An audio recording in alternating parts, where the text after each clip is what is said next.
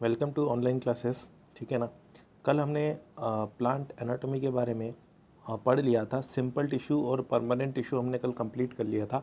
आज के लेक्चर में हम करेंगे कॉम्प्लेक्स टिश्यूज़ के बारे में डिस्कस। ठीक है ना। तो चलिए, मेरा नाम है अरुण मीना और आइए आज हम स्टार्ट करते हैं एनाटॉमी इन फ्लावरिंग प्लांट्स। ठीक है ना।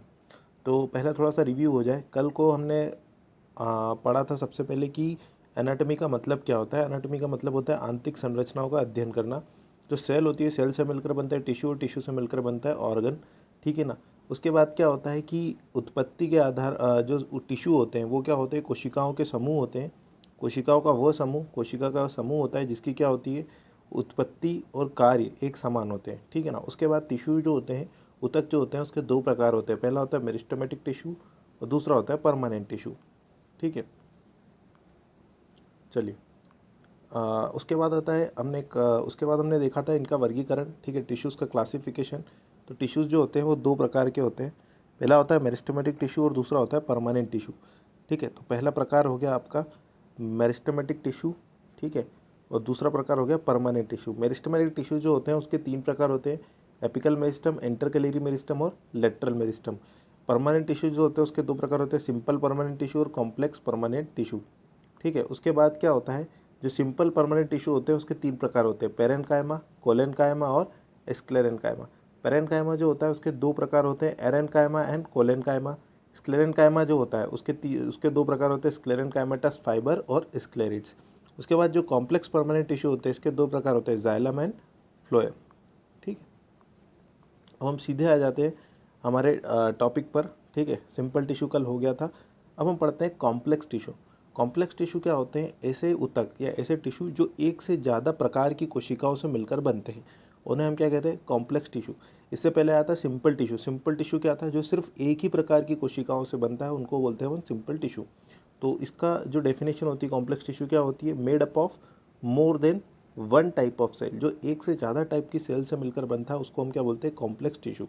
अब जो कॉम्प्लेक्स टिश्यूज़ होते हैं उसके दो टाइप्स होते हैं, पहला होता है जाइलम और दूसरा होता है फ्लोएम। जाइलम जो होता है उसके चार प्रकार होते हैं, tracheid, vessel, xylem fibre and xylem parenchyma. ऐसे ही जो फ्लोएम होता है उसके चार टाइप्स होते हैं, sieve elements, companion cell, phloem parenchyma and phloem fibre. अब जो जाइलम के जो चार टाइप होते हैं उसके अंदर क्या होता है, जो तीन टाइप होते हैं, tracheid, vessel and xylem fibre. ये तीनों टाइप जो होते हैं वो कैसे होते हैं, डेड। ठीक है। इनके अंदर क्या होती है, लाइफ नहीं होती। मतलब डेलेक, डेड का मतलब मैंने आपको बताया था, कोई भी चीज़ मृत कब होगी, कोई भी चीज़ मरेगी कब, कोई भी कोशिका की मृत्यु कब होगी, जब उसके अंदर का प्रोटोप्लास्ट खत्म हो जाएगा। प्रोटोप्लास्ट का मतलब क्या होता है, कोशिका के अंदर मिलने वाला जो भी द्रव्य होता है। ठीक है ना। कोशिका के अंदर क्या मिलता है हमारे पास, साइटोप्लाज्म या जीव द्रव्य। तो अगर किसी कोशिका का जीव द्रव्य खत्म हो गया तो उस कोशिका की क्या हो जाएगी, मृत्यु हो जाएगी। तो जो जाइलम होता है उसके जो पहले तीन मेंबर्स होते हैं, कौन कौन से, ट्रैकिड, वेसल और जाइलम फाइबर। ये तीनों जो होते हैं ना, ये क्या होते हैं, मृत होते हैं, ये डेड होते हैं। ठीक है ना। और सिर्फ जाइलम पैरेन्काइमा जो होता है इसके अंदर वो क्या होता है, लिविंग होता है। ठीक है।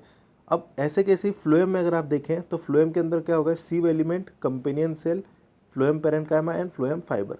अब इसके अंदर क्या होता है, जो हमारा phloem, sieve element, companion cell, phloem fibre, ये जो तीनों होते हैं ये कैसे होते हैं, लिविंग होते हैं। ठीक है ना। ये कि तीनों कैसे होते हैं, लिविंग होते हैं। ठीक है।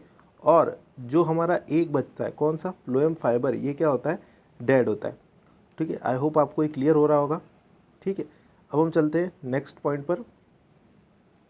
नेक्स्ट टाइप होता है जाइलम। जाइलम के बारे में हम डिटेल में देखेंगे कि जाइलम जो होता है वो होता क्या है। ठीक है ना। तो जाइलम जो होता है, it is the main water conducting tissue. ठीक है। प्लांट के अंदर, पौधे के अंदर जल को कौन लेकर जाता है, जाइलम। ठीक है ना। और जाइलम क्या होता है, इसलिए हम जाइलम को क्या बोलते हैं, संवहनीय ऊतक। तो जाइलम जो होता है, it is the main water conducting tissue and it is of four types. इसके चार प्रकार होते हैं। तो इसका जो पहला प्रकार है वो क्या है, ट्रैकिड। ट्रैकिड कैसा होता है, elongated, dead, lignified, thickness very in different form. ठीक है। कैसा होगा, लंबा होगा, इलोंगेटेड होगा। ठीक है। देखिए यहाँ पर ट्रैकिड का चित्र बना हुआ है। ठीक है। ये जो बीच वाला है ये क्या है, ये वाला ये है क्या है, ट्रैकिड। तो ट्रैकिड के बारे में क्या लिखा हुआ है, इलोंगेटेड। इलोंगेटेड मतलब लंबा होता है, तो देखिए लंबा है। डेड मतलब मृत होता है। लिग्निफाइड, लिग्निफाइड का मतलब क्या होता है कि इसके ऊपर परत जमी हुई होती है, क्या है कि लिग्निन की। Thickness very in different form. अब इसके ऊपर जो मोटाई होती है ना, इसकी मोटाई फिक्स नहीं होती। देखिए आप देख सकते हैं नीचे से क्या है, पतला है, बीच में से मोटा है, फिर ऊपर से पतला है। तो इसकी जो मोटाई होती है वो फिक्स नहीं होती, वो क्या होती है, चेंज होती रहती है। उसके बाद दूसरा जो आता है वो क्या होता है हमारे पास, वेसल। वेसल कैसा होता है, सिलेंड्रिकल होता है, सिलेंड्रिकल ट्यूब लाइक। सिलेंड्रिकल मतलब कैसा होगा, फिर से देखिए सिलेंड्रिकल मतलब इस प्रकार से बेलनाकार होता है, ठीक है ना। तो वेसल जो होता है वो कैसा होता है, सिलेंड्रिकल होता है, ट्यूब लाइक होता है, ट्यूब जैसा होता है, डेड होता है मतलब मृत होता है। Single cell is known as vessel member. इसकी जो एक कोशिका होती है उसको हम क्या बोलते हैं, वेसल मेंबर। और इसके अंदर क्या होती है, large central cavity. Large central cavity का मतलब क्या होता है, जो बीच में खाली जगह होती है ना उसको हम क्या बोलते हैं, केविटी। तो इसकी जो केविटी होती है वो कैसी होती है, लार्ज, ठीक है। यहाँ पे देखिए ये वेसल मेंबर का फोटो बना हुआ है, यहाँ पे आप देख सकते हैं किस प्रकार ये बेलनाकार है, इसका आकार कैसा है, बेलन जैसा है, ठीक है। उसके बाद देखिए जिम्नोस्पर्म्स जो होते हैं, जिम्नोस्पर्म्स मतलब क्या होता है, अनावृत बीजी, ठीक है। जिम्नोस्पर्म जो होते हैं वो क्या होते हैं, अनावृत बीजी, लैक वेसल, ठीक है। Gymnosperm lack vessel and presence of vessel is the characteristic feature of angiosperm, ठीक है ना। तो देखिए दो प्रकार के जो आज आधुनिक पौधे हैं, जितने भी हम पौधे देखते हैं हमारे आसपास, वो मेनली दो प्रकार के होते हैं। पहला होता है जिम्नोस्पर्म और दूसरा होता है एंजियोस्पर्म।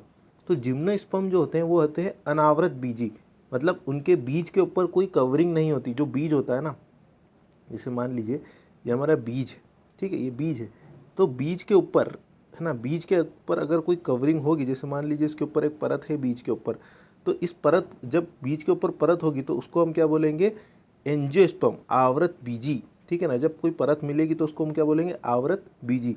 और जब मान लीजिए ये परत नहीं है, ठीक है, अगर इसके ऊपर कोई परत नहीं है, ये अगर इस परत को मैं हटा दूँ, ठीक है, जैसे देखिए फिर से ये हो गया हमारा बीज, ठीक है ना, और ये हो गई बीज के ऊपर मिलने वाली परत।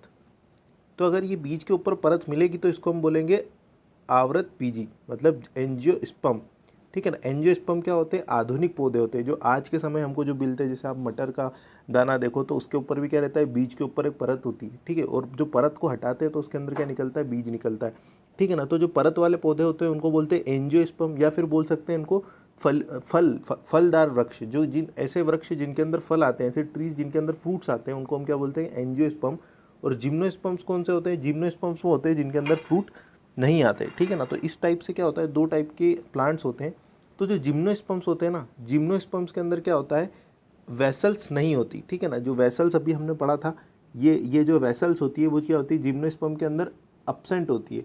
और जो एंजियोस्पर्म्स होते हैं उसके अंदर क्या होती है, वेसल्स उपस्थित होती है। तो अगर आपको जिम्नोस्पर्म और एंजियोस्पर्म पौधे की आंतरिक संरचना में अंतर पता करना हो या उनमें अंतर बताना हो, तो आप कैसे बता सकते हैं, जो जिम्नोस्पर्म होते हैं उसके अंदर वेसल अनुपस्थित होगी, और जो एंजियोस्पर्म होंगे उनके अंदर वेसल उपस्थित होगी, ठीक है, ठीक है।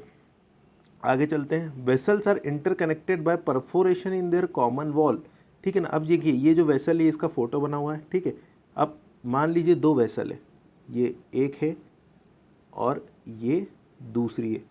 तो ये जो दो वेसल्स है, ये जो दोनों नलियाँ है, ये क्या होती है, एक दूसरे से जुड़ी होती है। तो ये जो बीच पॉइंट है, जहाँ से ये जिस जगह से एक दूसरे से जुड़ी होती है ना, उस जगह पर क्या होता है, एक प्लेट जैसी संरचना होती है। कैसी होती है, प्लेट नुमा संरचना होती है। अब वो जो प्लेट नुमा संरचना होती है उसके अंदर क्या होता है, बहुत सारे छिद्र होते हैं, ठीक है। उस प्लेट के अंदर क्या होते हैं, बहुत सारे छिद्र होते हैं। जैसे मान लीजिए यहाँ पर ये एक ऊपर एक अलग कोशिका है, ये नीचे एक अलग कोशिका है, और ये दोनों कोशिकाएं एक दूसरे से जुड़ी हुई है। तो जो बीच में जगह है ना, यहाँ पर क्या आता है, आपका एक प्लेट मिलती है। तो उस प्लेट के अंदर क्या होता है, बहुत सारे छिद्र होते हैं, बहुत सारे छेद होते हैं। तो इसके अंदर क्या लिखा है, vessels are interconnected by perforation in their common wall, ठीक है ना। तो बीच में आने वाली वॉल पर क्या होते हैं, परफोरेशन होते हैं। उसके बाद क्या होता है, जो ट्रैकिड और वेसल्स होते हैं ना, ट्रैकिड और वेसल, जो जाइलम के ट्रैकिड और वेसल होते हैं, वही क्या होते हैं, मेन वाटर कंडक्टिंग एलिमेंट्स। मतलब प्लांट के अंदर, पौधे के अंदर क्या होता है, जल को जड़ से लगाकर पत्ती तक कौन ले जाता है, ट्रैकिड और वेसल मिलकर ले जाते हैं। समझ में आया। ट्रैकिड की हमने संरचना देखी थी। ट्रैकिड क्या होते हैं, तो ये देखिए ये रहा हमारा ट्रैकिड, ठीक है। और उसके बाद क्या होता है, वेसल। तो वेसल क्या होता है, सिलेंड्रिकल। और ये जो ट्रैकिड और वेसल होते हैं, यही दोनों मिलकर क्या करते हैं, जो पानी होता है, जल होता है, उसको क्या होता है, जड़ से पत्ती तक ले जाते हैं, ठीक है। उसके बाद अलग हमने चीज़ पढ़ी कि जो जिम्नोस्पर्म और एंजियोस्पर्म, एंजियोस्पर्म जो होते हैं वो ज़्यादा एडवांस होते हैं, और जो जिम्नोस्पर्म होते हैं वो कम एडवांस होते हैं। इसको अगर सरल भाषा में अगर समझना हो तो एंजियोस्पर्म क्या होते हैं, फलदार वृक्ष। जो फलदार पौधे, ऐसे पौधे जिनके अंदर फल आते हैं, ठीक है ना, जैसे सेब का पौधा हो गया, ठीक है, टमाटर हो गया, कोई भी हो जिसके अंदर फल आ रहा है वो काई में आएगा, एंजियोस्पर्म में आएगा। और जिम्नोस्पर्म क्या होते हैं, जिनके अंदर फल नहीं होते। तो जो फल वाले पौधे होते हैं उनके अंदर क्या होता है, वेसल्स मिलती है, और जो बिना फल वाले पौधे होते हैं उनके अंदर वेसल्स नहीं मिलती। ठीक है, चलिए नेक्स्ट पॉइंट पर आते हैं।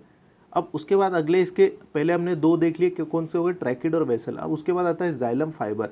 जाइलम फाइबर क्या होता है, highly thicken and obliterated lumen में बी सेप्टेड और एसेप्टेड। अब इस पॉइंट का मतलब क्या होता है कि ये जो जाइलम फाइबर होते हैं ना, जाइलम फाइबर क्या होता है, ये भी इस तरीके से होगा, ठीक है, बेलनाकार होगा, जैसे यहाँ पर इनका चित्र बना हुआ है साइड में। और इनके अंदर क्या होगा, जो बीच में जो जगह होती है ना, जो खाली जगह होती है, वहाँ पर क्या होता है, कोई ना कोई चीज़ फंस जाती है, ठीक है, या फिर कुछ ना कुछ रुकावट होती है। तो जिसके अंदर क्या होता है, ये जो जाइलम फाइबर होते हैं ये पानी का संवहन नहीं कर पाते, ठीक है, पानी जो होता है वो एक एंड से दूसरे एंड तक नहीं जा पाता है, इसलिए इसको अपन क्या बोलते हैं, ऑब्लिटरेटेड ल्यूमन। जो इसका ल्यूमन होता है वो कैसा होता है, ऑब्लिटरेटेड ल्यूमन होता है। उसके बाद क्या होता है, जाइलम पैरेन्काइमा। तो जाइलम पैरेन्काइमा जो होता है उसका काम क्या होता है, उसका मेन काम होता है स्टोरेज ऑफ फूड मटेरियल, मतलब भोजन का संग्रहण करना। ये क्या करेगी, भोजन को संग्रहित कर कर रखेगी। ठीक है, उसके बाद हम आगे चलते हैं। तो आपको जाइलम के चारों पार्ट समझ में आ गए होंगे। ठीक है, अब उसके बाद अगले पॉइंट पर चलते हैं। ठीक है, उसके बाद हम बात कर लेते हैं फ्लोएम की। अब जो फ्लोएम होता है उसका काम क्या होता है, फूड का कंडक्शन। जाइलम क्या करता है, जाइलम जो होता है वो पानी को क्या करता है, जड़ से पत्ती तक ले जाता है। और फ्लोएम क्या करता है, जो पत्ती में भोजन बना हुआ है, जो हमने पढ़ा था प्रकाश संश्लेषण या फोटोसिंथेसिस के अंदर जो फूड का निर्माण हुआ था, उस फूड को पूरे प्लांट में पहुंचाना, वो किसका काम होता है, फ्लोएम का काम होता है। ठीक है ना। तो जो फ्लोएम होता है इसके चार कंपोनेंट होते हैं। पहला होता है सीव एलिमेंट, दूसरा होता है कंपेनियन सेल, तीसरा होता है फाइबर, और उसके बाद होता है पैरेन्काइमा। ठीक है ना। तो अब देखो फ्लोएम के अंदर के बारे में क्या क्या चीज़ें हमको याद रखनी है। ठीक है, तो पहली जो सबसे इंपॉर्टेंट चीज़ है फ्लोएम के बारे में वो क्या है कि phloem is the food conducting tissue in, है ना, फूड कंडक्टिंग टिश्यू, मतलब इसका काम क्या होता है, भोजन को प्लांट के अंदर एक जगह से दूसरी जगह तक ले जाना। तो it is a food conducting tissue. उसके बाद इसके अंदर क्या होता है, फ्लोएम का जो पहला पार्ट होता है, पहली चीज़ जो इसके अंदर मिलती है वो क्या होती है हमको, सीव ट्यूब। सीव ट्यूब को हम क्या बोलते हैं, छन्नी कोशिकाएं। ठीक है ना, इनको छन्नी कोशिकाएं क्यों बोलते हैं, क्योंकि ये जो कोशिकाएं होती है ना, इनके अंदर कोई भी केंद्रक नहीं होता है, डज नॉट कंटेन न्यूक्लियस, है ना, एंड परफोर peripheral cytoplasm large vacuole connected to the sieve cells by longitudinal wall. ठीक है ना। अब देखो जो सीव ट्यूब होते हैं वो किससे कनेक्टेड होते हैं, सीव सेल से कनेक्ट होते हैं। ठीक है, इसकी संरचना को हम आगे देखते हैं। तो पहला जो हमारा कंपोनेंट हो गया क्लियर, सीव एलिमेंट। अब उसके बाद हम देखते हैं अगला कंपोनेंट जो कि क्या है, कंपेनियन सेल। ठीक है, अब देखिए कंपेनियन सेल या फिर सखी कोशिकाएं। सखी कोशिकाएं क्यों बोलते हैं, क्योंकि ये सीव ट्यूब जो होता है ना, सीव अभी हमने पढ़ा सीव एलिमेंट्स, उससे क्या होता है, ये जुड़ कर रखता है, उसके साथ रहता है। ठीक है, तो इसको इसलिए हम क्या बोलते हैं, सखी कोशिका या सह कोशिका। सो ये जो कोशिकाएं होती है कैसी होती है, पैरेन्काइमेटस कोशिका होती है। They are connected to the sieve element by pit field longitudinal wall. ठीक है ना। अब ये क्या होता है, लॉन्गिट्यूडनल वॉल से जुड़ी हुई होती है। दे maintain the pressure gradient in the sieve tube. अब देखिए, अब यहाँ पर मैं आपको दोनों चीज़ें समझा देता हूँ कैसी होती कंपेनियन सेल और सीव ट्यूब। ठीक है ना। अब देखिए इसके अंदर क्या होता है, सबसे पहले क्या होता है, ये मान लीजिए एक हमारी कोशिका है। ठीक है, या तो इसको और क्लियर कर देता हूँ, मान लीजिए कोशिका ही बना देता हूँ, ये होगी कोशिका। अब हमने क्या पढ़ा था कि जो हमारी सीव ट्यूब होती है उसको हम क्या बोलते हैं, छन्नी कोशिका बोलते हैं। ठीक है, अब इसके अंदर क्या होता है, पहली बात केंद्रक अनुपस्थित होगा, और इसकी जो लॉन्गिट्यूडनल वॉल मतलब साइड वाली जो ये दीवार है इसकी, इसके अंदर क्या होंगे, पर पेरिफेरल, इसके अंदर क्या होंगे, ये जो लॉन्गिट्यूडनल वॉल है ये किससे कनेक्ट होगी, सीव ट्यूब जो होती कनेक्ट होती किससे, कंपेनियन सेल से। अब देखिए इसके साथ में ही होती क्या, कंपेनियन सेल। अब ये जो सीव ट्यूब होती है जो नीले कलर में बनी हुई है, ये क्या है हमारी सीव ट्यूब। सीव ट्यूब के अंदर क्या होता है, कोई केंद्रक नहीं होता है। ठीक है, न्यूक्लियस नहीं होता, इसका न्यूक्लियस कहाँ होता है, कंपेनियन सेल के पास। ठीक है ना। तो लाल में बनी हुई है कंपेनियन सेल और नीले में बनी हुई है आपकी सीव ट्यूब या फिर छन्नी कोशिका। अब क्या होता है, जब ये जो सीव ट्यूब होती है इसके अंदर क्या होता है, कुछ भी नहीं होता है। ठीक है, इसके अंदर क्या होता है, सिर्फ एक बहुत ही बड़ी रिक्तिका होती है, बहुत ही बड़ा वैक्यूल होता है। ठीक है ना।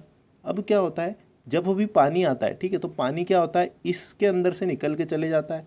ठीक है, और ये जो कंपेनियन सेल होती है वो क्या करती है, इसको भोजन बनाकर देती है। तो इसका मतलब क्या हुआ, जो सीव ट्यूब होती है, सीव ट्यूब का काम क्या होता है, सिर्फ पानी को या भोजन को एक जगह से दूसरी जगह तक ले जाना है, संवहन करना, भोजन का संवहन करने का काम किसका होता है?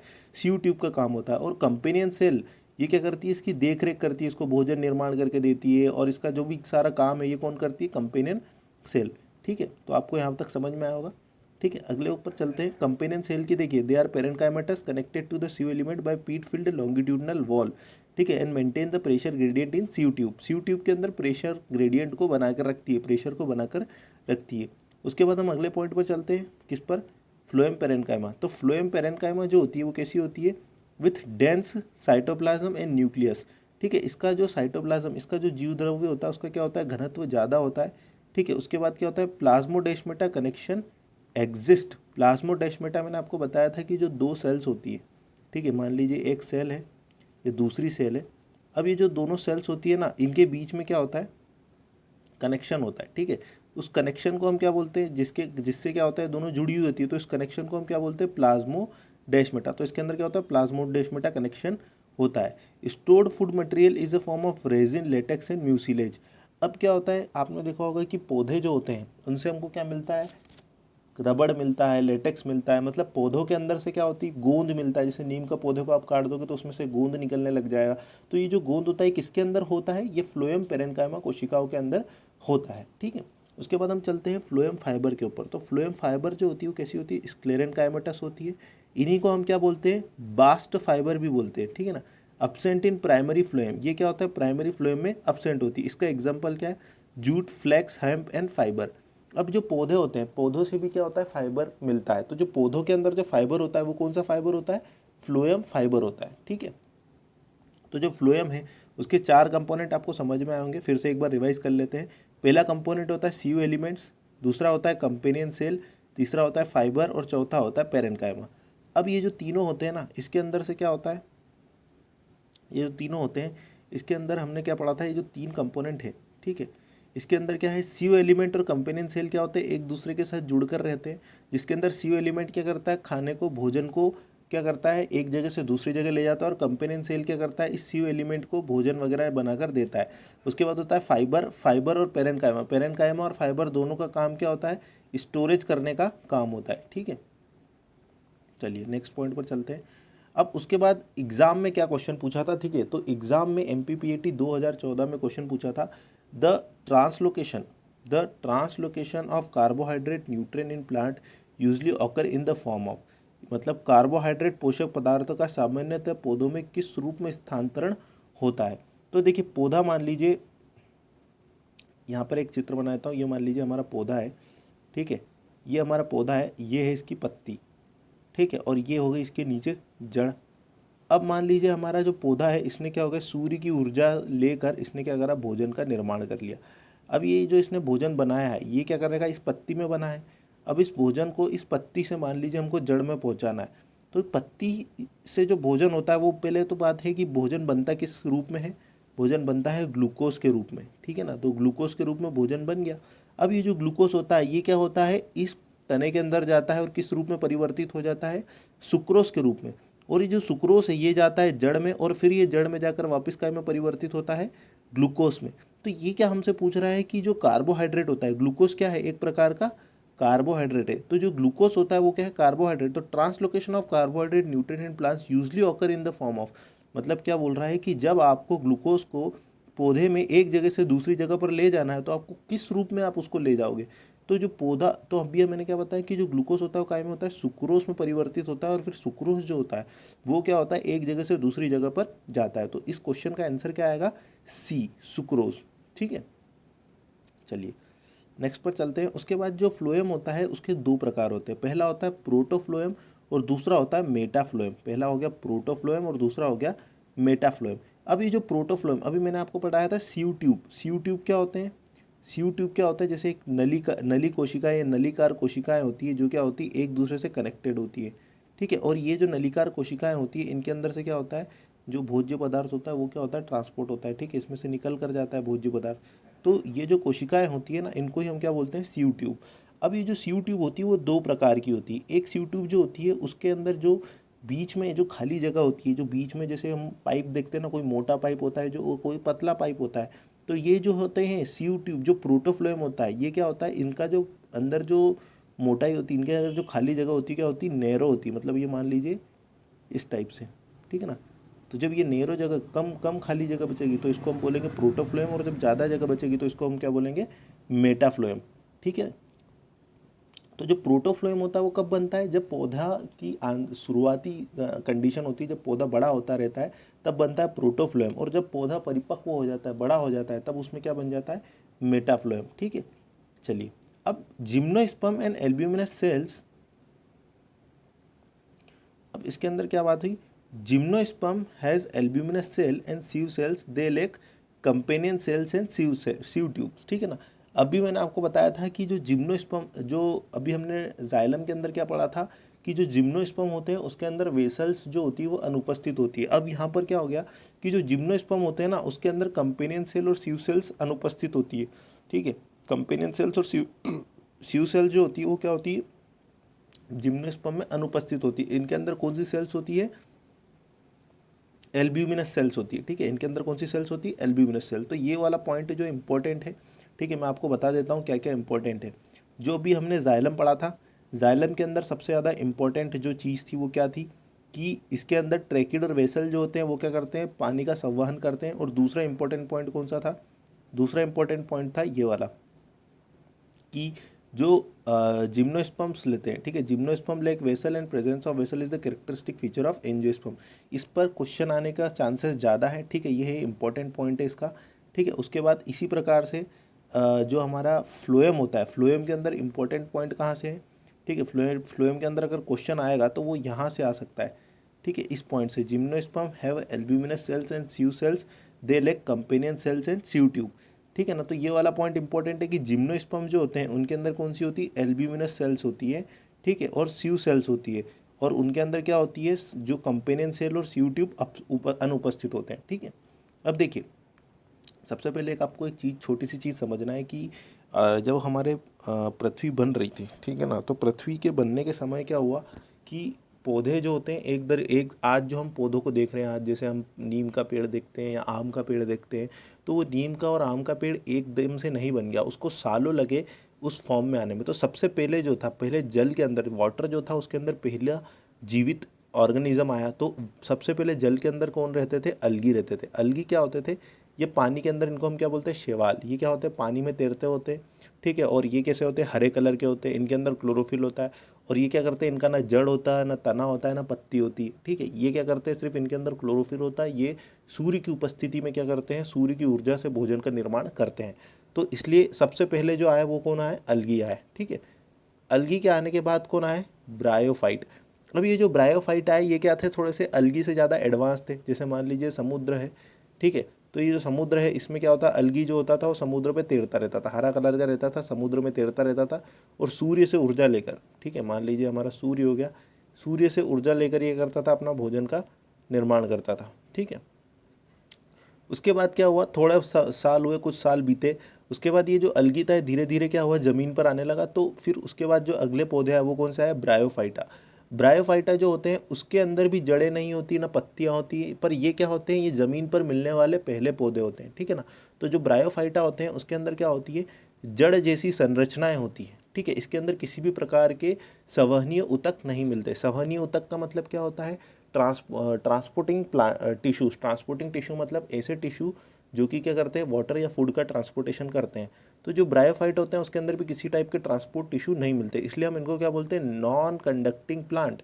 नॉन कंडक्टिंग प्लांट का मतलब क्या होता है कि ऐसे प्लांट है जिनके अंदर कंडक्शन नहीं होता है, जिनके अंदर ना वाटर का कंडक्शन होता है, ना फूड के कंडक्शन होता है। इसके अंदर सिंपल डिफ्यूजन या फिर ऑस्मोसिस के थ्रू, परासरण या विसरण के द्वारा ही भोजन को क्या होता है, एक जगह से दूसरी जगह तक पहुंचा दिया जाता है। उसके बाद क्या है, उसके बाद कुछ एडवांस पौधे आए जिनको जिनको हम क्या बोलते हैं, टेरिडोफाइट्स, ठीक है ना। उसके बाद क्या है, टेरिडोफाइट्स। टेरिडोफाइट्स जो होते हैं वो क्या होते हैं, ब्रायोफाइट से ज़्यादा एडवांस होते हैं। इनके अंदर क्या हुआ कि इन पौधों के अंदर क्या हुआ, जाइलम और फ्लोएम जैसी संरचनाएं मिली। जाइलम और फ्लोएम नहीं मिला, जाइलम और फ्लोएम जैसी संरचनाएं मिली, ठीक है ना। उसके बाद जो टेरिडोफाइट्स आए उसके बाद कौन आया, जिम्नोस्पर्म्स। अब ये जो जिम्नोस्पर्म्स होते हैं इसके अंदर क्या हुआ, इसके अंदर संवहनीय ऊतक मिले, जाइलम भी मिला, फ्लोएम भी मिला। पर क्या हुआ, इसके जाइलम और फ्लोएम जो थे वो क्या थे, कम एडवांस थे, ठीक है। उससे ज़्यादा एडवांस कौन आए, एंजियोस्पर्म। एंजियोस्पर्म के अंदर क्या हुआ, एंजियोस्पर्म जो थे सबसे ज़्यादा एडवांस पौधे थे। इनके अंदर क्या होता है, जाइलम और फ्लोएम भी मिलता है, ठीक है। और इनका जो जाइलम और फ्लोएम जो रहता है वो कुछ ज़्यादा ही अच्छा होता है। जैसे कि मैं आपको उदाहरण दूं कि जैसे मोबाइल था तो सबसे पहले कौन सा आता था, नोकिया आता था। नोकिया के अंदर क्या हुआ, ना कैमरा आता था, ना गाना बजा सकते थे आप, ठीक है। तो एकदम सिंपल आता था, ठीक है, उसके अंदर कुछ एडवांसमेंट नहीं था। पर जैसे जैसे समय बीतता गया, समय बढ़ता गया, तो आज जो मोबाइल आते हैं उनके अंदर कैसा होता है, आप उसमें गाना भी बना सकते हो, आप उसमें वीडियो भी देख सकते हो, आप उस पर कॉल भी कर सकते हो, मतलब मल्टीपर्पजिंग हो गया, ठीक है। तो इसी टाइप से क्या होता है कि जैसे जैसे पौधों के अंदर एडवांसमेंट होता गया, अलगी से लगाकर जैसे जैसे पौधा एंजियोस्पर्म तक आया, तो उसके अंदर क्या हुआ, एडवांसमेंट होते गए, ठीक है। ठीक है, तो चलिए आगे चलते हैं। तो आपको क्या याद रखना है, इतना पूरे इसमें पूरे में आपको याद क्या रखना है, आपको सिर्फ इतना याद रखना है इसके अंदर कि जो हमारे अलगी और ब्रायोफाइट्स होते हैं वो कैसे होते हैं, नॉन कंडक्टिंग प्लांट्स होते हैं। नॉन कंडक्टिंग प्लांट्स मतलब इसके अंदर किसी भी प्रकार का ट्रांसपोर्टेशन नहीं होता, किसी भी प्रकार का संवहन नहीं होता है। और जो टेरिडोफाइट, जिम्नोस्पर्म और एंजियोस्पर्म्स होते हैं वो कैसे होते हैं, कंडक्टिंग प्लांट्स होते हैं। कंडक्टिंग प्लांट्स मतलब इनके अंदर क्या होता है, संवहनीय ऊतक मिलते हैं, या इनके अंदर संवहन का काम होता है, ठीक है। चलिए चलते हैं नेक्स्ट पॉइंट पर। अब आता है हमारे पास टिश्यू सिस्टम, ऊतक तंत्र। टिश्यू सिस्टम क्या होता है, देखिए जैसे कि मनुष्य का शरीर है, ठीक है, या ह्यूमन बॉडी है। ह्यूमन बॉडी क्या होती है, अलग अलग टाइप के सिस्टम से मिलकर बनी हुई है, ठीक है। कैसे सिस्टम, जैसे कि circulatory system, respiratory system, excretory system, reproductive system, ठीक है ना, श्वसन तंत्र, प्रजनन तंत्र, ठीक है, परिसंचरण तंत्र। मतलब क्या होता है, हमारे शरीर के अंदर क्या होता है, अलग अलग प्रकार के तंत्र होते हैं। एक सिस्टम का काम क्या होता है, हमारे पूरे शरीर के अंदर जो खून है उसको शरीर के हर अंग तक पहुंचाना, ब्लड को शरीर के हर अंग तक पहुंचाना। दूसरा एक सिस्टम है जिसका काम क्या है कि हमारे सांस को, हमारे शरीर में पर्याप्त मात्रा में ऑक्सीजन मिलता रहे, वो कार्य करना। तो जो शरीर होता है वो क्या होता है, अलग अलग टाइप के सिस्टम से मिलकर बनता है। इसी प्रकार से क्या होता है, जो पादप होते हैं, जो प्लांट्स होते हैं, वो भी क्या होते हैं, अलग अलग टाइप के सिस्टम से मिलकर बनते हैं। तो जो प्लांट होते हैं उसके अंदर क्या होते हैं, 3 टाइप के सिस्टम मिलते हैं, 3 टाइप्स ऑफ सिस्टम मिलते हैं। और इनको कहता है on the basis of their location in plant, कि पौधों के अंदर ये किस जगह पर मिलेंगे, उस आधार पर हमने टिश्यूज़ को 3 टाइप में डिवाइड किया है। तो पहला जो टिश्यू होता है वो कौन सा होता है, इपिडर्मल टिश्यू। इपिडर्मल का मतलब मैंने आपको बताया था, इपी और डर्मल। इपी और डर्मल का मतलब क्या होता है, इपी का मतलब होता है ऊपर, और डर्मल का मतलब क्या होता है, स्किन जैसा, ठीक है ना। तो जो सबसे ऊपरी सतह पर मिले, जो सबसे ऊपर मिले, उसको अपन क्या बोलते हैं, इपिडर्मल टिश्यू सिस्टम। जैसे आपने पत्ती देखी, तो जो पत्ती की ऊपरी वाली सतह पर मिला वो क्या हो गया, इपिडर्मिस सिस्टम। आपने तना देखा तो तने के बाहर जो मिला वो क्या हो गया, इपिडर्मिस सिस्टम, ठीक है ना। तो इपिडर्मिस के अंदर क्या आएगा, इपिडर्मल टिश्यू सिस्टम के अंदर वो सारे कोशिका के समूह या वो टिश्यू जो कि क्या करते हैं, पौधे की सतह का निर्माण कर रहे हैं, वो क्या हो गए, हमारे एपिडर्मिस टिश्यू हो गए। इसके अंदर एग्जाम्पल क्या है इसका, स्टोमेटा या रंध्र। रंध्र कहाँ मिलता है, पत्ती जो होती है, पत्ती की ऊपरी सतह पर क्या मिलता है, रंध्र। तो जो मैंने क्या बोला, जो ऊपरी सतह पर मिला वो सब में कहीं में आ जाएंगे, एपिडर्मल टिश्यू सिस्टम में, ठीक है। उसके बाद हमारा होता है दूसरा ground tissue system. Ground tissue system क्या होता है, everything between endodermis, epidermis and endodermis is called ground tissue system. अब एपिडर्मिस क्या होता है, एंडोडर्मिस क्या होता है, ये हम आगे देखेंगे, ठीक है। उसके बाद तीसरा प्रकार का होता है vascular tissue system. Vascular tissue system का मतलब क्या होता है, ऐसे ऐसे ऊतक जो कि क्या होता है, पौधे के अंदर पानी व भोजन, ठीक है, वाटर और फूड का ट्रांसपोर्ट करते हैं, उनको हम क्या बोलते हैं, vascular tissue system. Vascular tissue system जो होते हैं उसके 2 टाइप होते हैं, कौन कौन से, जाइलम एंड फ्लोएम, ठीक है। तो ठीक है, एक बार और अब देख लेते हैं कितने टाइप के टिश्यू सिस्टम मिल रहे हैं। पहला होता है epidermal tissue system. Epidermal tissue system मतलब क्या, जो प्लांट की आउटर सरफेस पे मिलता है, ठीक है, बाहर की तरफ मिलता है, उसको बोलता है एपिडर्मल टिश्यू सिस्टम। उसके बाद दूसरा होता है ground tissue system. Ground tissue system मतलब क्या होता है, जो कि एपिडर्मिस और एंडोडर्मिस को के बीच में मिलता है। एपिडर्मिस और एंडोडर्मिस को छोड़ दो, उसके बीच में जो भी मिला वो क्या हो गया, ग्राउंड टिश्यू सिस्टम। और तीसरा होता है vascular tissue system. Vascular tissue system का मतलब क्या होता है, वो टिश्यू सिस्टम जो प्लांट के अंदर फूड और वाटर को ट्रांसपोर्ट कर रहा है, उसको हम क्या बोलते हैं, वास्कुलर टिश्यू सिस्टम। इसके 2 एग्जाम्पल है, जाइलम एंड फ्लोएम, ठीक है। चलिए अब चलते हैं हम नेक्स्ट पॉइंट पर। अब पहला हम बात कर लेते हैं एपिडर्मल टिश्यू सिस्टम के बारे में। तो जो एपिडर्मल टिश्यू सिस्टम होता है वो क्या होता है, पेरेनकाइमेटस होता है। मतलब हमने 3 टाइप के सिंपल टिश्यू पढ़े थे, पेरेनकाइमा, कोलेनकाइमा, स्क्लेरेनकाइमा। तो ये जो होता है ये काई से मिलता है, पेरेनकाइमा से बनता है। इसके अंदर क्या होता है, small nucleus, large cytoplasm and large vacuole. मतलब इसका केंद्रक का आकार जो होता है छोटा होता है, पर इसके अंदर जो जीव द्रव्य होता है, साइटोप्लाज्म होता है, उसकी मात्रा ज़्यादा होती है। और रिक्तिका का आकार भी क्या होता है, ज़्यादा होता है, लार्ज वैक्यूल होता है। अब क्या होता है, इसके ऊपर waxy thick layer of cuticle to prevent water loss. अब हमको पता है कि जो पौधे की ऊपरी सतह होती है, जैसे पौधा होता है, वो क्या होता है, अपनी जगह को परिवर्तित नहीं कर सकता, एक जगह से दूसरी जगह नहीं जा सकता। तो मान लीजिए कभी पौधे के ऊपर बहुत ज़्यादा धूप पड़े, तो धूप पड़ने के कारण क्या होगा, उसकी पत्ती से क्या होगा, वाष्पोत्सर्जन हो जाएगा, जल का वाष्पोत्सर्जन, इवोपरेशन हो जाएगा। इवोपरेशन के अंदर क्या हो जाएगा, जो प्लांट है उसके अंदर वाटर का लॉस ज़्यादा हो जाएगा। तो जो वाटर का लॉस होता है उसको रोकने के लिए प्लांट के ऊपर क्या होती है, क्यूटिकल। क्यूटिकल क्या होती है, लेयर को बोलते हैं क्यूटिकल। जैसे कि आपने कभी देखा होगा, आप कभी बाजार में गए हो या अपन ने कभी सब्जी देखी हो, तो टमाटर जो होता है एकदम चमकता है, ठीक है।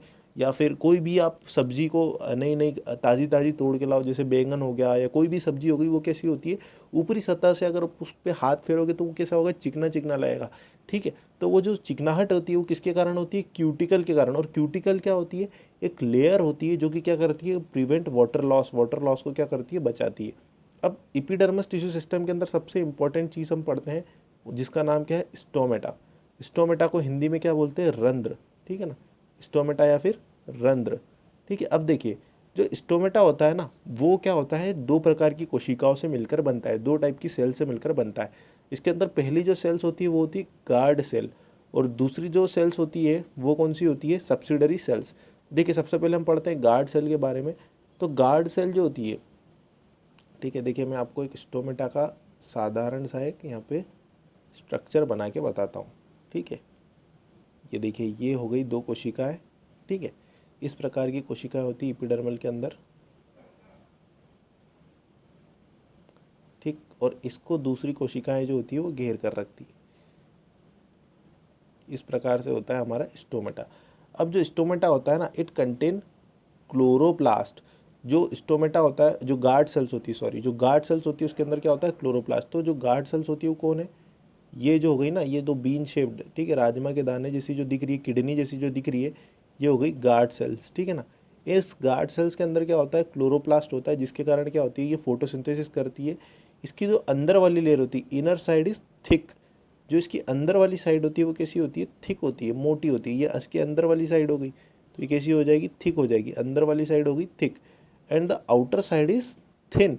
मतलब जो बाहर वाली साइड है, ये हो गई इसकी बाहर वाली साइड, ये बाहर वाली साइड हो गई और ये बाहर वाली साइड। तो आउटर वाली साइड जो होती है वो कैसी होगी, थिन होगी, और अंदर वाली साइड जो होगी वो कैसी होगी, थिक होगी, ठीक है। Guard cell is of 2 types, ठीक है। गार्ड सेल जो होती है वो 2 टाइप की होती है। सबसे पहला क्या होता है, जो मोनोकॉट्स प्लांट होते हैं, मोनोकॉट्स प्लांट को क्या बोलते हैं हिंदी में, एक बीजपत्री पौधे, ठीक है। तो जो एक बीजपत्री पौधे होते हैं, जो मोनोकॉट्स प्लांट होते हैं, उसके अंदर जो होती है वो कैसी होती है, डम्बल शेप। डम्बल कैसा आता है, इस तरीके का आता है डम्बल, ठीक है, डम्बल शेप, ठीक है ना। तो जो मोनोकॉट्स होते हैं उनके अंदर गार्ड सेल्स होती है डम्बल शेप्ड, और जो डाइकोट प्लांट होते हैं उसके अंदर कैसी होती है, बीन शेप। बीन शेप मतलब जैसी मैंने अभी बताई थी ना, किडनी जैसी, ये हो गई बीन शेप, ठीक है। तो जो मोनोकॉट होंगे उसके अंदर मिलेगी डम्बल शेप, और जो डाइकॉट होंगे उसके अंदर कैसी मिलेगी, बीन शेप, ठीक है ना। ये पॉइंट इंपॉर्टेंट है। उसके बाद क्या होता है, जो गार्ड सेल्स होती है उसका काम क्या होता है, it regulate opening and closing of stomata. मतलब स्टोमेटा का खुलना या बंद होना कौन कंट्रोल करता है, गार्ड सेल कंट्रोल करता है, ठीक है। अब देखिए यहाँ पर आपको एक फ़ोटो बना हुआ मिलेगा एपिडर्मल सेल का, ठीक है। तो देखिए,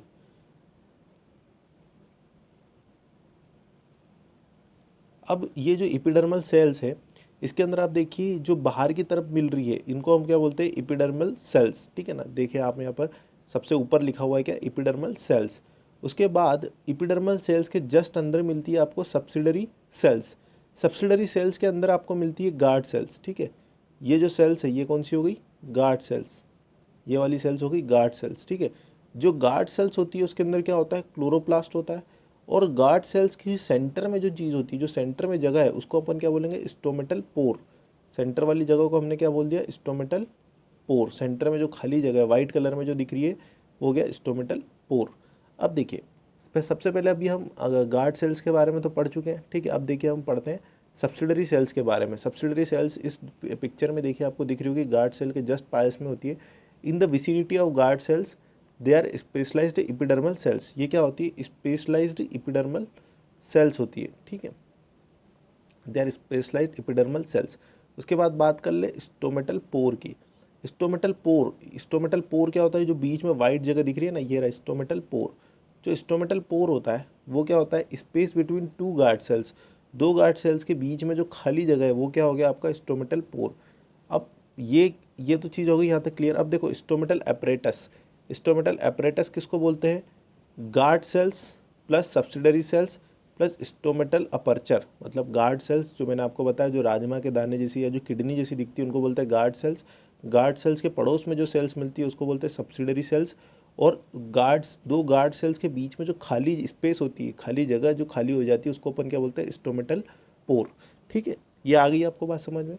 अब देखो उसके बाद क्या होता है, ये जो गार्ड सेल्स होती है ना, ये देखिए ये जो 6.4 का ए वाला जो फोटो है, इसके अंदर दोनों गार्ड सेल्स के बीच में जगह खाली है, मतलब ये अभी ओपन है। और जब ये क्लोज हो जाता है तो किस प्रकार से हो जाता है, इस प्रकार से हो जाता है, ठीक है ना। अब उसके बाद ये तो हो गई एक चीज़, मैंने क्या बोला था, जो भी सतह पर मिलती है उसको अपन क्या बोलते हैं इपिडर्मल सेल्स। तो सतह पर जो पत्ती होती है, पत्ती की सतह पर तो हमको स्टोमेटा मिलती है, पर जो जड़ होती है ना, जड़ की सतह पर हमको क्या मिलते हैं, रूट हेयर्स। क्या मिलते हैं, रूट हेयर्स। अब ये जो रूट हेयर्स होते हैं, ठीक है, जो रूट हेयर्स होते हैं वो कैसे होते हैं, यूनिसेलुलर या फिर एक कोशी होते हैं। और इनका काम क्या होता है, एब्जॉर्प्शन ऑफ वाटर, ठीक है। जैसे मान लीजिए जड़ है, ये हो गई जड़, ये जड़ से निकली हुई क्या होती है, सेकेंडरी रूट्स, ठीक है। ये हो गई प्राइमरी रूट, जो बीच में होती है उसको बोलते हैं प्राइमरी रूट, उससे निकलती है सेकेंडरी रूट। फिर इसके भी सब डिवीज़न आगे होते जाते हैं। तो अगर हम इसके कोई भी एक छोटे से पार्ट को लेके माइक्रोस्कोप में देखें तो ये जो सेल्स होती है ना, ये एक ही सेल का एक्सटेंशन होता है, एक ही सेल से ये बनती है, ठीक। कैसे बनती है, देखो ये जो होती है सेल और ये होता है इसका हेयर, रूट हेयर, ठीक है। तो ये जो रूट हेयर होता है ये क्या होता है, सीधे मिट्टी के कांटेक्ट में आता है और मिट्टी से जो भी जल होता है वो क्या होता है, ये रूट हेयर एब्जॉर्ब करता है और इसको आगे क्या होता है, प्लांट में पहुंचा देता है, ठीक है। आगे जाके किस में पहुंचा देगा, प्लांट में पहुंचा देगा। उसके बाद जो होते हैं रूट हेयर्स वो किस पर मिलते हैं, जड़ पर मिलते हैं। क्या, रूट हेयर्स। रूट हेयर कहाँ मिलेंगे आपको, जड़ में मिलेंगे, ठीक है, जड़ में रूट हेयर मिलेंगे, ठीक है। और उसके बाद दूसरा होता है क्या, ट्राइकोम्स। ट्राइकोम्स क्या होते हैं, ट्राइकोम्स जो होते हैं वो कैसे होते हैं, मल्टीसेलुलर, बहुकोषीय होते हैं। और ये क्या होते हैं, ट्रांसपिरेशन लॉस, मतलब जो हमारा वाष्पोत्सर्जन के कारण जो हमारा जल पत्ती से जा रहा था उसको क्या करते हैं, रोकते हैं, कौन, ट्राइकोम्स, ठीक है। तो क्या याद रखना है इसके अंदर, इसके अंदर सबसे ज़्यादा इंपॉर्टेंट है स्टोमेटा। स्टोमेटा आपको याद रखना है। इसके अंदर जो होती है गार्ड सेल्स होती है वो कैसी होती है, मोनोकॉट्स के अंदर। सबसे ज़्यादा इंपॉर्टेंट मैंने आपको यहाँ पर बताई था पॉइंट, कि जो गार्ड सेल्स होती है, गार्ड सेल्स क्या होती है, गार्ड सेल जो होती है वो कैसी होती है, मोनोकॉट्स के अंदर होती है। मोनोकॉट्स के अंदर होती है डम्बल शेप्ड, और जो डाइकॉट्स होते हैं उसके अंदर कैसी होती है, बीन शेप्ड, ठीक है। बस ये वाला पॉइंट है जो इसके अंदर सबसे ज़्यादा इंपॉर्टेंट है, ठीक है। चलिए नेक्स्ट पॉइंट पर चलते हैं। नेक्स्ट पॉइंट पर हम आ जाते हैं ग्राउंड टिश्यूज़ के बारे में।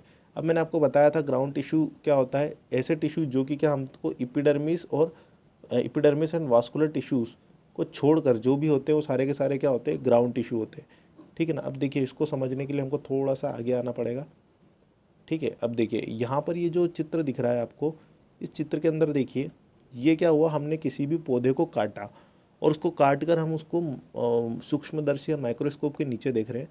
तो ये जो सबसे ऊपर वाली लेयर है, सबसे ऊपर वाली लेयर है, इसका नाम क्या है, एपिडर्मिस। और जो सबसे अंदर वाली लेयर है उसका नाम क्या है, एंडोडर्मिस।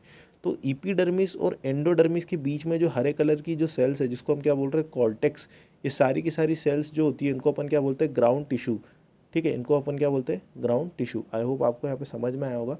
सो ऐसे ही ग्राउंड टिश्यू का लिए क्या डेफिनेशन दे रखी है कि except epidermis and vascular tissue, जो भी होता है उसको अपन क्या बोलते हैं, ग्राउंड टिश्यू बोलते हैं, ठीक है। अब ये जो ग्राउंड टिश्यू होते हैं ये काय काय से मिलकर बनते हैं। ग्राउंड टिश्यूज़ जो होते हैं, सबसे पहली बात करें, ग्राउंड टिश्यू अलग अलग प्रकार के होते हैं। जैसे लीफ हो गई, पत्ती हो गई, तो लीफ के अंदर क्या होता है, मीजोफिल होता है। मीजोफिल जो होता है वो क्या होता है, ग्राउंड टिश्यू। इसके अंदर क्या होता है, थीन वॉल क्लोरोप्लास्ट होता है। उसके बाद क्या होता है, जो दूसरी जगह होती है जैसे मतलब जड़ ले ले या तना ले ले, उसके अंदर क्या होता है, पेरेन्काइमा, कोलेनकाइमा और स्क्लेरेनकाइमा, ये तीनों मिलकर क्या बनाते हैं, टिश्यू बनाते हैं। पेरेन्काइमा जो होता है वो कहाँ कहाँ मिलता है, cortex, pericycle, pith and medullary ray. आगे पढ़ेंगे ये चारों तीनों चीज़ें होती क्या है, ठीक है। चलो अब आगे चलते हैं।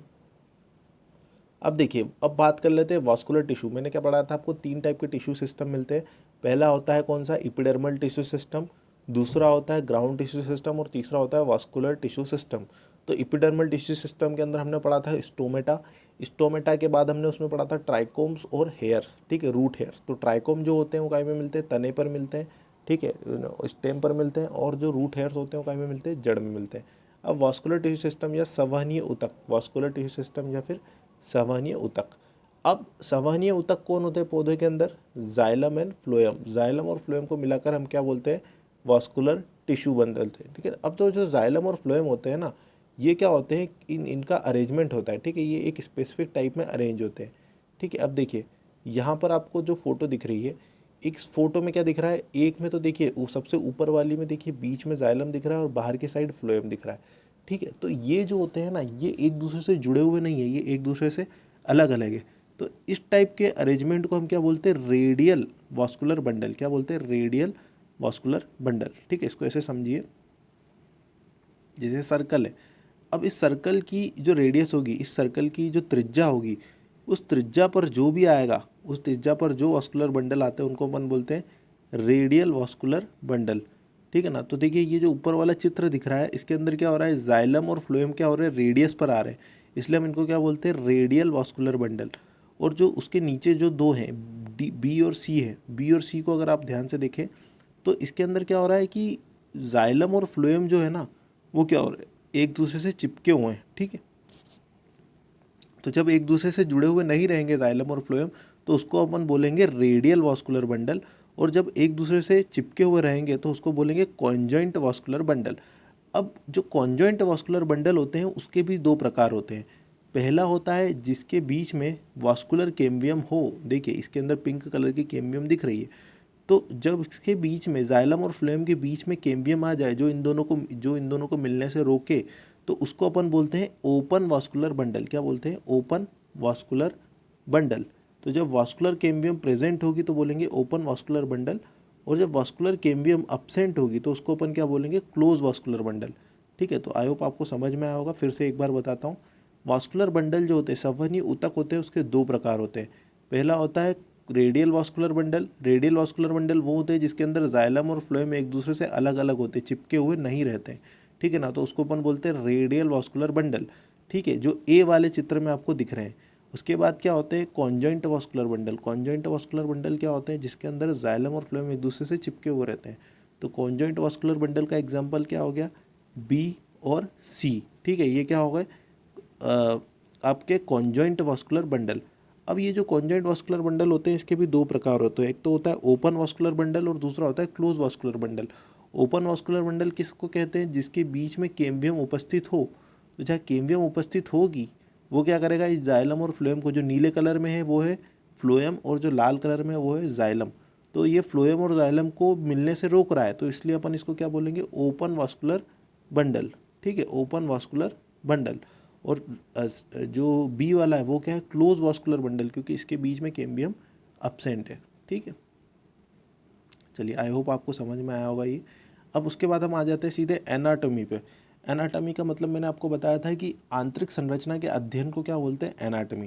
तो यहाँ पर हम जो होते हैं द्विबीजपत्री पौधे होते हैं, मतलब कौन से हो गए, डाइकोट रूट, ठीक है। तो डाइकोट की रूट, डाइकोट का रूट के बारे में हम बात करेंगे, मूल के बारे में बात करेंगे। तो डाइकोट का एग्जाम्पल क्या होता है, यहाँ पर हमने लिए सूरजमुखी, क्या हो गया, सूरजमुखी या सनफ्लावर। अब जो डाइकोट की रूट लेते हैं ना, तो रूट जड़ ले रहे हैं, तो जड़ के अंदर आपको क्या मिलेंगे, सबसे पहले मिलेंगे रूट हेयर। जैसे हमारे सर के हेयर्स जो होते हैं वो कैसे होते हैं, पतले पतले होते हैं एकदम, तो उससे भी पतले जो होते हैं हेयर्स होते हैं, ठीक है, जिसको आप सूक्ष्मदर्शी से ही देख सकते हो। तो रूट हेयर जो मिलते हैं वो कहाँ मिलते हैं आपको, जाइलम में, काय में मिलेंगे, रूट के अंदर मिलेंगे, जड़ के अंदर मिलेंगे, क्या, रूट हेयर। रूट हेयर के बाद जो होती है, रूट हेयर काय पर उपस्थित होते हैं, एपिडर्मिस के ऊपर होते हैं, ठीक है ना। रूट हेयर काय पे होंगे, एपिडर्मिस पर होंगे, ठीक है। उसके बाद आपको अगला क्या मिलेगा इसके अंदर, कॉर्टेक्स, ठीक है। एपिडर्मिस के जस्ट नीचे आपको दिख रहा होगा कॉर्टेक्स। कॉर्टेक्स के बाद अंदर वाला सर्कल हो गया एंडोडर्मिस, ठीक है। एंडोडर्मिस के बाद हो गया पेरीसाइकल। पेरीसाइकल के बाद और अंदर आप आओ तो क्या आएगा, प्रोटोजाइलम, ठीक है। प्रोटोजाइलम से और अंदर आओ तो क्या आएगा, मेटाजाइलम। मेटाजाइलम से फिर अंदर आओ तो क्या आएगा, पित्त, ठीक है। फिर क्या आएगा, पित्त, ठीक है। और पित्त के बाद क्या आएगा, फ्लोएम, ठीक है। अब इसको मैं, ठीक है। तो देखो सबसे ऊपर क्या आया, सबसे ऊपर क्या आया, सबसे ऊपर आया आपके पास रूट हेयर। रूट हेयर के बाद आया एपिडर्मिस। एपिडर्मिस के बाद आया कॉर्टेक्स। कॉर्टेक्स के बाद आया अंदर वाला जो गोला दिख रहा है, पिंक कलर का अंदर वाला गोला है, ये क्या है, एंडोडर्मिस। एंडोडर्मिस के बाद ये जो नीले कलर में दिख रही है, ये क्या है, पेरीसाइकल। पेरीसाइकल के बाद ये जो लाल कलर में दिख रहा है, ये क्या हो गया आपका, प्रोटोजाइलम। उसके बाद जो वापस से अंदर की साइड दिख रहा है सेंटर में, ये हो गया मेटाजाइलम। फिर हो गई पित्त और फिर क्या हो गया, फ्लोएम। तो देखो सबसे पहले हम बात कर ले सीक्वेंस की, तो सबसे बाहर मिलेगा एपिडर्मिस, फिर मिलेगा कॉर्टेक्स, फिर मिलेगा एंडोडर्मिस, फिर होगा पेरीसाइकल और फिर पित्त। जो एपिडर्मिस होता है वो काहे से बनता है, यूनिसेलुलर रूट हेयर से बनता है, ठीक है ना। उसके बाद क्या होता है कॉर्टेक्स। कॉर्टेक्स कौन सी कोशिकाओं से मिलता है, पैरेनकाइमेटस कोशिकाओं से मिलकर बनता है। उसके बाद अब सबसे अंदर की साइड जो पिंक कलर का गोला है उसको अपन क्या बोलते हैं, एंडोडर्मिस, ठीक है। जो एंडोडर्मिस होता है ना वो कैसा होता है, बेरल शेप्ड। बेरल मतलब क्या होता है, जो टंकियाँ होती हैं ना जिसके अंदर शराब ले जाते हैं, शराब को, जैसे बड़े बड़े जो जहाज़ होते हैं जो शराब को ट्रांसपोर्ट करते हैं वो काय में होते हैं, बड़ी बड़ी टंकियों में ट्रांसपोर्ट करते हैं, तो उसको क्या बोलते हैं, बेरल, ठीक है ना। तो जो बेरल होता है ना, बेरल जिस बेरल के आकार का होता है क्या, एंडोडर्मिस, ठीक है। तो एंडोडर्मिस के अंदर क्या है, बेरल शेप्ड। और इसके ऊपर क्या होता है, कैस्पेरियन स्ट्रिप्स होती है। क्या होती है, कैस्पेरियन स्ट्रिप्स। मतलब कैस्पेरियन स्ट्रिप क्या होता है, इसके ऊपर क्या होता है कि कुछ पदार्थ क्या होता है, जमा हो जाते हैं, ठीक है। तो जो कि क्या करते हैं, इस एंडोडर्मिस के अंदर किसी भी पदार्थ को नहीं जाने देते। जैसे मान लीजिए आपने यहाँ से, ये क्या हो गई, जड़ की कोशिका है, ठीक है। ये जड़ का हम क्रॉस सेक्शन पढ़ रहे हैं, ठीक है। उसका अनुप्रस्थ काट पढ़ रहे हैं, ठीक है। तो मान लीजिए यहाँ पर क्या हुआ, जल का संवहन हुआ, तो जो रूट हेयर होते हैं इससे जल अंदर आया, और ये जो जल होता है ना अब इसके अंदर नहीं जा पाता, क्योंकि यहाँ पर क्या होती है, एंडोडर्मिस जो होती है ना वो क्या होती है, रोक देती है, क्योंकि एंडोडर्मिस के ऊपर क्या होता है, जमा हो जाता है किसका, कैस्पेरियन स्ट्रिप्स का। ये सबसे ज़्यादा इंपॉर्टेंट पॉइंट है इस पूरे चीज़ के अंदर, कि एंडोडर्मिस जो होती है वो बेरल शेप्ड होती है। और क्यों होती है, क्योंकि इस पर कैस्पेरियन स्ट्रिप्स होती है। उसके बाद आती है पेरीसाइकल। पेरीसाइकल जो सेंटर इकाई की होती है पैरेनकाइमा की होती है। फिर होती है पित्त। पित्त कैसी होती है, उसकी स्मॉल एंड कंस्पिशियस, मतलब बहुत ही छोटी पित्त होती है। पित्त का मतलब होता है सेंटर। अब उसके बाद क्या होता है, एक और चीज़ होती है वो होती है स्टील। स्टील किसको बोलते हैं, जो भी चीज़ एंडोडर्मिस के अंदर मिलती है उसको बोलते हैं स्टील। तो एंडोडर्मिस के अंदर क्या क्या चीज़ें मिल रही है आपको, pericycle plus vascular bundle plus पित्त, इन तीनों चीज़ों को मिलाकर हम क्या बोलते हैं, स्टील, ठीक है। All the tissues inside the endodermis, ठीक है। तो आई होप आपको इसके अंदर, देखिए इसके अंदर कुछ समझने वाली चीज़ें नहीं है, इसके अंदर रटने वाली चीज़ें ज़्यादा हैं, ठीक है ना। तो मैं आपको सबसे इंपॉर्टेंट पॉइंट आपको क्लियर कर देता हूँ कि अगर आपको इसमें कुछ याद ही रखना है तो आप सिर्फ ये याद रख लीजिए कि जो थर्ड वाला पॉइंट है, एंडोडर्मिस वाला पॉइंट, एंडोडर्मिस जो होता है उसके ऊपर क्या होती है, कैस्पेरियन स्ट्रिप्स होती है। अगर इसमें से कोई क्वेश्चन पूछता है तो 90% चांसेस है वो यही क्वेश्चन पूछेगा कि एंडोडर्मिस जो होती है वो काई में मिलती है, और किसकी एंडोडर्मिस सुवेरेनाइज्ड होती है, किसकी एंडोडर्मिस पर कैस्पेरियन स्ट्रिप्स मिलती है। तो आपको क्या याद रखना है, जो डाइकॉट स्टेम, जो डाइकॉट रूट होता है उसके अंदर क्या मिलती है, आपको एंडोडर्मिस मिलती है। और डाइकॉट रूट का एग्जाम्पल क्या है, सनफ्लावर, ठीक है ना। अब देखो, अब देखिए जैसा कि मैंने आपको बताया था, सबसे ज़्यादा इंपॉर्टेंट पॉइंट मैंने आपको बताया था और उसी पे क्वेश्चन आया है MPPAT 2014 में, ठीक है। मैंने आपको फिर से कहा है MPPAT 2014 ने बहुत ज़्यादा क्वेश्चन पूछे थे एनाटॉमी के बारे में। तो ऐसा है कि हमारे पास जो बायोलॉजी के 6 चैप्टर है उसमें हम ये नहीं बता सकते कि किस में से ज़्यादा क्वेश्चन आएंगे, किस में से कम क्वेश्चन आएंगे। कुछ भी हो सकता है, किसी से भी ज़्यादा क्वेश्चन आ सकते हैं, किसी से भी कम क्वेश्चन आ सकते हैं। तो यहाँ पर इसने पूछा था the innermost layer of cortex that shows Casparian thickness in the cell is called, ठीक है। मतलब क्या, विलकुट का सबसे भीतरी स्तर जिसकी कोशिकाओं में कैस्पेरियन स्थूलन पाया जाता है वो क्या कहलाता है, ठीक है ना। तो सबसे ज़्यादा मैंने आपको भी यही बताया था ये वाले पॉइंट में कि कैस्पेरियन स्ट्रिप्स कहाँ मिलेगी। देखिए ये जो थर्ड वाला जो पॉइंट है, मैंने क्या बताया था, थर्ड वाला पॉइंट क्या बताया था कि जो एंडोडर्मिस होती है, एंडोडर्मिस, इसके अंदर क्या होती है, बैरल शेप्ड सेल्स होती है और इसके अंदर क्या मिलती है, कैस्पेरियन स्ट्रिप्स मिलती है। तो कैस्पेरियन स्ट्रिप कहाँ मिल रही है आपको, एंडोडर्मिस पर मिल रही है। ठीक है, अगेन हम क्वेश्चन पर आते हैं। अब देखिए वही क्वेश्चन है, ठीक है, कि the innermost layer of cortex that shows Casparian strip. तो ऑप्शन में देखिए एक्सोडर्मिस, एंडोडर्मिस, इपिडर्मिस और पेरिसाइकल। तो आंसर क्या आएगा इसका, एंडोडर्मिस। ठीक है ना। चलिए अब हम बात करते हैं मोनोकॉट रूट के बारे में। अभी तो हमने पढ़ा था डाइकॉट रूट, अब पढ़ते हैं मोनोकॉट रूट। इन दोनों में डिफरेंस क्या होता है। तो जो मोनोकॉट रूट होती है उसके अंदर क्या होता है, there are more than six xylem bundles. ठीक है, तो इसके अंदर क्या हुआ था, उसके अंदर जो जाइलम थे वो कितने थे, 2 या 3 थे, पर इसके अंदर क्या होते हैं 6 से ज़्यादा जाइलम बंडल्स मिलते हैं। पिथ जो होती है इसकी लार्ज होती है और वेल डेवलप्ड होती है। सेकेंडरी ग्रोथ जो होती है वो अब्सेंट होती है। उसके बाद क्या होता है, अब हम बात कर ले, देखो इसके अंदर 3 पॉइंट हैं सिर्फ। सबसे पहला पॉइंट क्या है कि जो वास्कुलर बंडल होते हैं वो कैसे होते हैं, पोलीआर्क वास्कुलर बंडल, मतलब 4 से ज़्यादा वास्कुलर बंडल इसमें मिलते हैं, तो उसको हम बोलते हैं पोलीआर्क वास्कुलर बंडल। पिथ जो होती है इसकी कैसी होती है, लार्ज और वेल डेवलप्ड होती है। और सेकेंडरी ग्रोथ जो होती है इसके अंदर क्या होती है, अब्सेंट होती है। ठीक है ना। अब देखिए, अब अगर हम बात करें कि क्या क्या डिफरेंस होगा मोनोकॉट और डाइकॉट में, यही सबसे ज़्यादा इंपॉर्टेंट है, इसी पे से क्वेश्चन आता है। ठीक है, कि मोनोकॉट और डाइकॉट्स के अंदर सबसे ज़्यादा जो क्वेश्चन बनता है वो इसी चीज़ पर बनेगा कि इनके बीच में डिफरेंस क्या है। तो सबसे पहले हम बात कर ले डाइकॉट रूट की। तो डाइकॉट रूट जो होती है ना उसके अंदर सेकेंडरी ग्रोथ जो होती है वो अब्सेंट होती है और वास्कुलर बंडल कितने होते हैं, 2 to 4 वास्कुलर बंडल मिलते हैं। ठीक है, और मोनोकॉट रूट जो होती है उसके अंदर क्या होता है, सेकेंडरी ग्रोथ जो होती है वो अब्सेंट होती है और उसके अंदर मोर देन 6 पोलियार्क वास्कुलर बंडल मिलते हैं। अब देखिए ये जो वर्ड है सेकेंडरी ग्रोथ, इसका मतलब क्या होता है, सेकेंडरी ग्रोथ मतलब होता है द्वितीयक वृद्धि। द्वितीयक वृद्धि का मतलब क्या हो गया, आपने देखा होगा कि गेहूं का पौधा जो होता है उसका तना जो होता है वो कभी भी वुडी नहीं होता है, मतलब उसमें कभी भी लकड़ी नहीं बनती है। ठीक है, वो हरा कलर का होता है और वो सूख जाता है कुछ समय बाद। पकने के बाद क्या होता है, जब गेहूं पक जाता है तब वो सूख जाता है। पर जो नीम का पौधा होता है वो क्या होता है, पहले नीम ले लीजिए, आम का पौधा ले लीजिए, पहले क्या होता है हरे कलर का होता है। उसके बाद क्या होता है धीरे धीरे धीरे करता है, जैसे जैसे समय बीतता है उसका जो हरापन है, जो उसके तने का हरापन है वो कम हो जाता है और वो कहीं में रूपांतरित हो जाता है, लकड़ी में बदल जाता है। तो जहाँ पर भी लकड़ी बन रही है वहाँ पर क्या हो रही है, द्वितीयक वृद्धि मिल रही है। मतलब पहले पौधा हरे कलर का था, पहले तना हरे कलर का था और उसके बाद क्या हुआ, वो धीरे धीरे करके क्या हुआ, लकड़ी का बन गया। ठीक है ना। तो जो ऐसे पौधे या ऐसे प्लांट है जिनसे हमको लकड़ी मिलती है उसमें क्या होती है, द्वितीयक वृद्धि होती है।